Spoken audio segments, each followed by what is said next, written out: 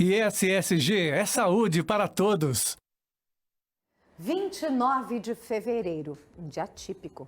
E foi o escolhido especialmente para ser o Dia Mundial das Doenças Raras. E não é à toa, na verdade, a doutora Júlia Liucci, médica, geneticista.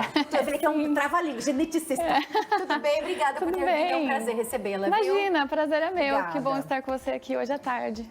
Bom, essa é uma data, então, que ela é relembrada todos os meses, especificamente nos anos bissextos. Isso, na verdade, é considerado a data, é comemorado, né, na questão da conscientização das doenças raras em fevereiro, porque é a cada 4 anos que ocorre a data do dia 29, então é um dia raro. E aí essa semana, que é a última semana de fevereiro, a gente geralmente tem eventos ao redor do mundo, porque é uma data que foi definida globalmente, com ações ao redor do mundo todo, aqui do Brasil também, em outras instituições, e a gente relembra sobre a importância de conscientizar a população, as pessoas, que existem essas doenças raras, né? Doutora, eu não faço nem ideia quantas doenças, quantas síndromes existem no mundo, ainda mais uma doença, uma síndrome rara.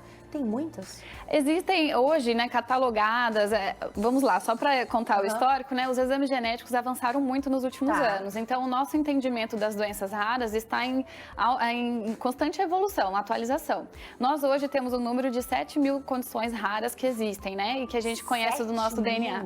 Então vai ter algumas que eu nunca vou avaliar, né, nunca vai chegar no meu consultório, mas tem outras que são mais comuns e que a gente vê, o que é raro, a gente acaba vendo muito, né, na genética médica. Então, por que você resolveu essa área, fazer essa área? Pois tão rara. Eu estava falando até com a Letícia agora há pouco, nós somos raros cuidando de raros, né? Então, no Brasil, até a gente tem a estimativa pelo censo do Conselho Federal de Medicina, que é a especialidade com menos médicos no país, acredita? Imagina. Tem 340, é o número que a gente tem no Brasil todo. Sim, sim. Então, eu tô aqui, eu sou de Umuarama, né? Então, eu sou da região e aí acabou que eu me formei, fiz a especialização em Ribeirão Preto e tô morando aqui em Londrina e atendendo há 2 anos já aqui na região, atendo em Maringá também, então eu acho que o que me motivou a procurar, a fazer a genética médica é a curiosidade que eu sempre tive, minhas amigas da infância falavam que eu era muito curiosa, então em conseguir dar um diagnóstico para esses pacientes é algo que nos conforta no possível conforto que a gente vai dar para aquela família, né? Então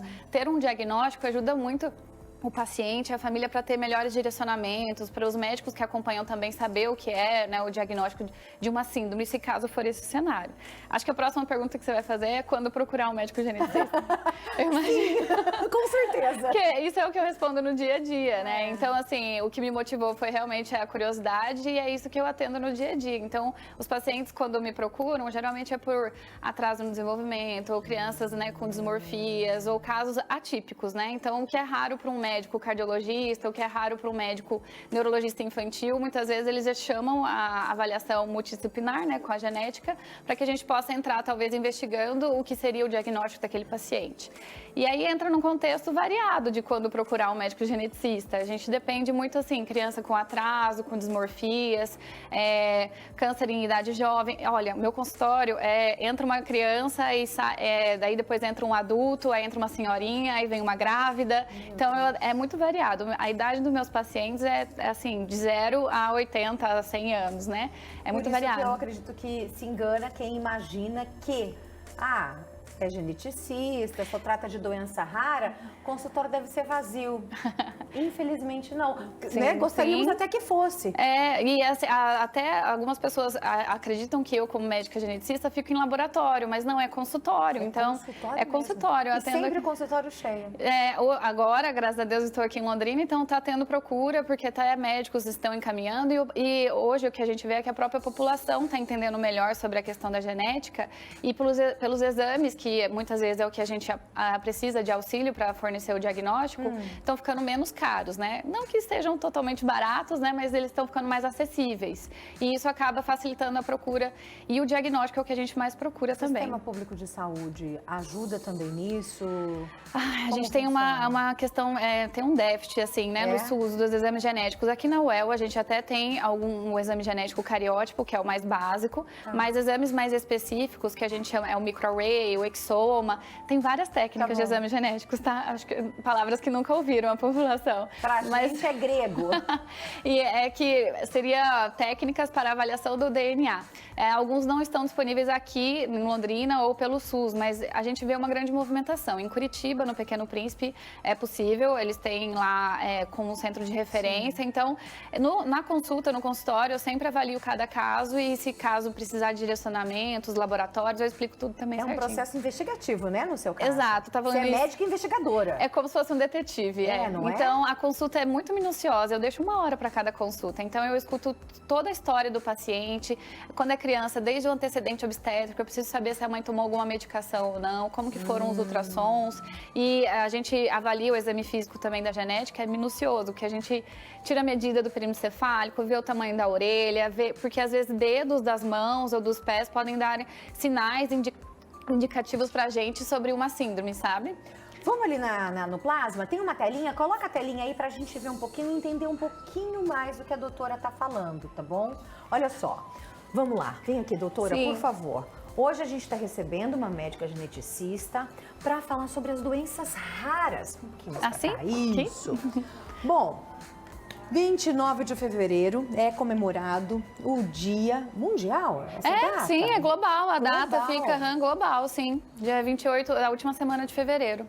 Aqui você trouxe um quadro. Isso. Aqui a gente consegue ter uns exemplos de quando procurar o médico geneticista. Ok. Tá? Vamos começar. Isso. Então, história familiar de doença genética. Então, eu tenho um irmão meu, tem uma distrofia muscular. Eu quero saber qual é a chance dos meus filhos terem também esse mesmo diagnóstico que o meu irmão.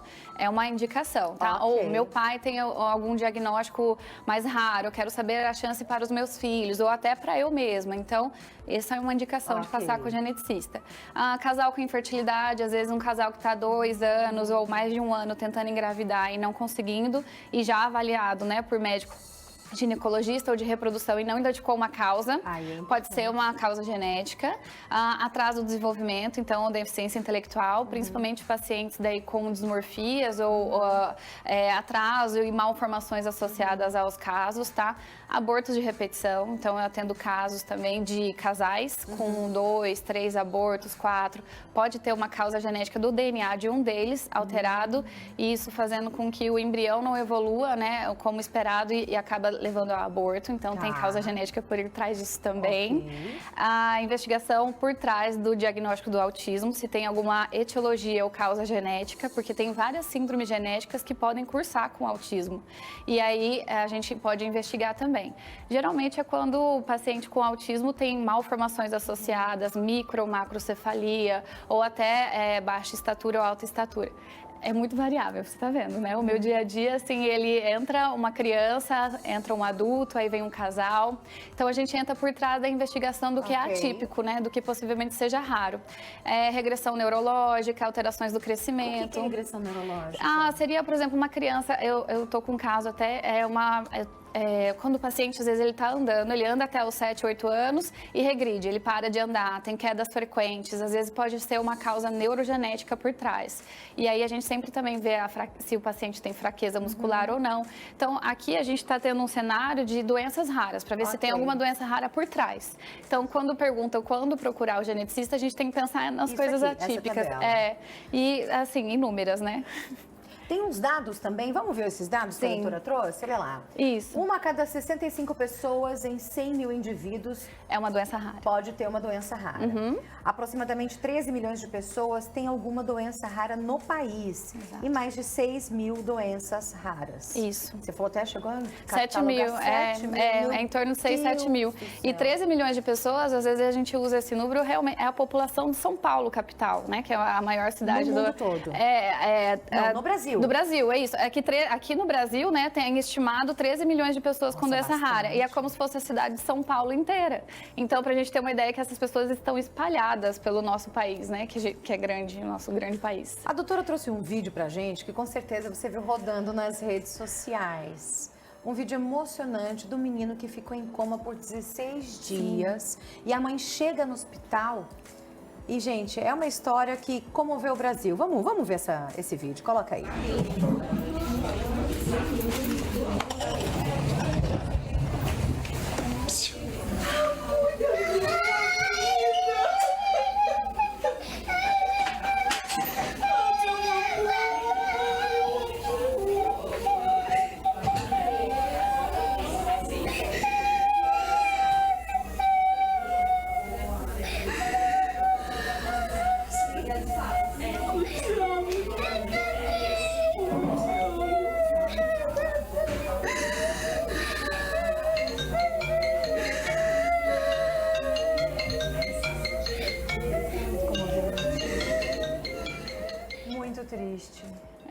O que é o caso do Gui? Ele tem uma condição genética, né, que é epidermólise bolhosa. E por uma alteração no DNA dele, em um gene que leva a essa apresentação da pele, né, sempre estar mais facilmente de ser lesada. E aí você vê, porque depois ele acompanha o Vasco, né, ele é muito, acho que é o Vasco do time que ele acompanha. E ele sempre tá com faixas, né, nos braços ou machucadinhos na face. Então ele tem uma condição genética por alteração em um gene no DNA dele, não sei qual, tem mais de 30 tipos de epidermólise bolhosa, mas no caso dele, então, desses pacientes, a pele machuca muito fácil e às vezes até órgãos internos também machucam muito fácil.